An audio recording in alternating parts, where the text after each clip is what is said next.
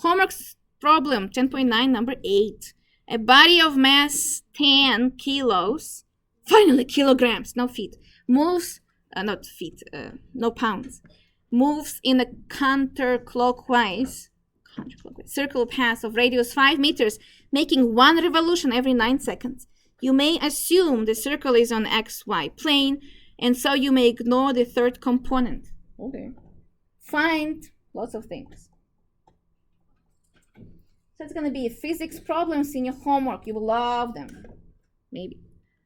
Compute the centripetal force acting on the body and compute the magnitude of that force. Every time you see the magnitude, that just means to take a square root of stuff, of whatever you found. You know that, magnitude, size. So, solution. In general, I highly encourage physics students in class to post solutions of the physics problems of 10.9 in the forum, so non-physics major could enjoy their time and actually finish it faster. I think everyone will appreciate it a lot. Now, basically, let's write down. Centripetal. How do you say this word? Centripetal. Oh, it was fine. I thought it was not wrong, right?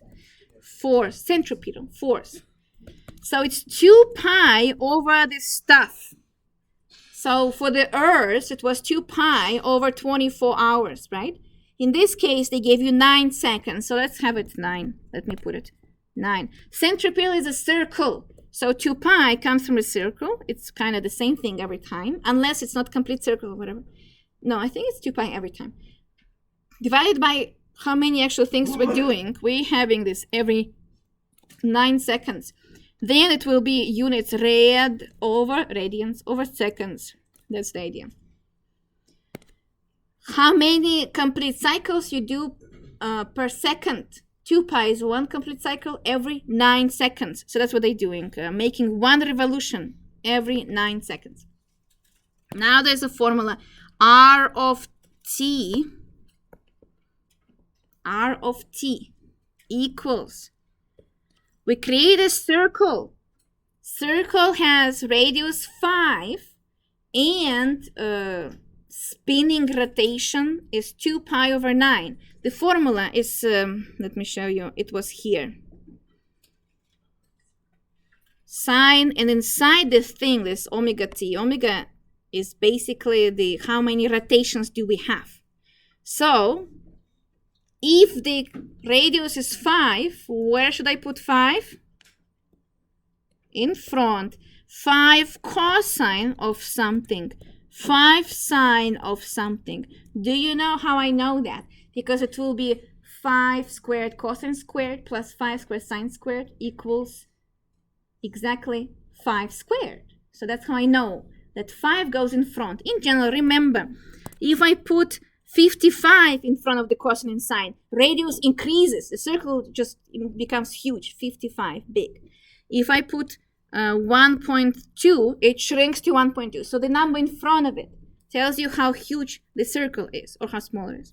So in this case, it's 5 radius, big.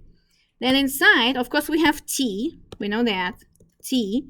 But then the new thing is we need to indicate the rotation. How often do we rotate? We rotate 2 pi over 9. 2 pi over 9. Every t, we have 2 pi over 9 circle. That's what it means. Whatever is inside of cosine and sine is connected to the angle. Angle connects to the rotations. So how many rotations we've got? Whatever is outside is the size of the circle. Now, they're asking to find centripetal force acting to the body. That is F, M-A. So A, let's answer A. A and B. F is M-A, just like we did before. Differentiate twice, multiplied by M. Is M given? Yes, it's 10 kilos. So I can already write down it's 10 times A. So I need to find A just like I did before. We know how to do that, twice derivative. So here's a solution for you. You don't have to write this down. Just write down that A is 10 times r prime prime. So you differentiate twice, and I will put equals dot dot dot. We just did it right now in a previous example. Watch my other video, like and subscribe.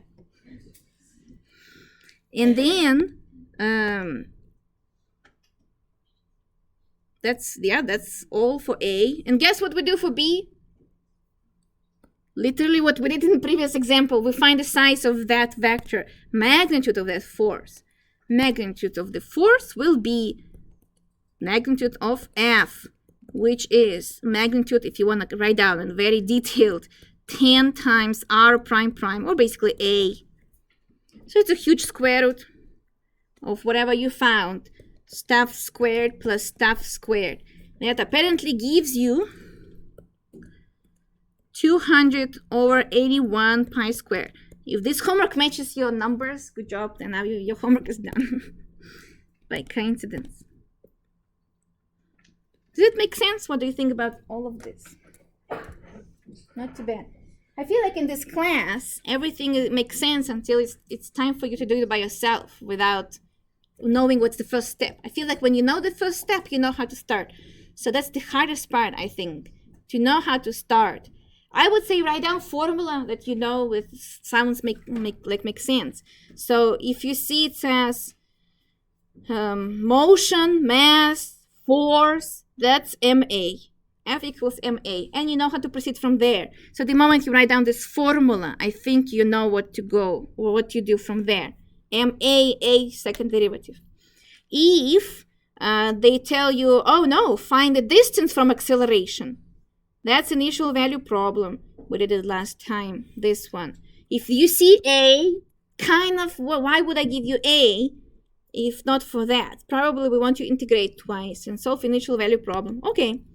If you see the word saying find tangent line, tangent plane, the first step is to differentiate always. Tangent means derivative. So those kind of key ideas how I would proceed with these problems on the exam. So that is all. Let's see. Vector velocity. Those are derivatives. Very good. In general, as you can see, we covered everything for the first exam.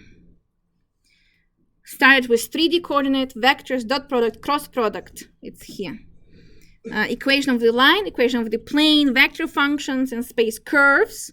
That's derivatives, integrals, and limits. The arc length and curvature.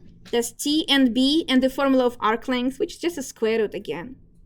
And then today, motion and space, velocity and acceleration, double second derivative or second integral. Second integral, yeah, integral of the integral.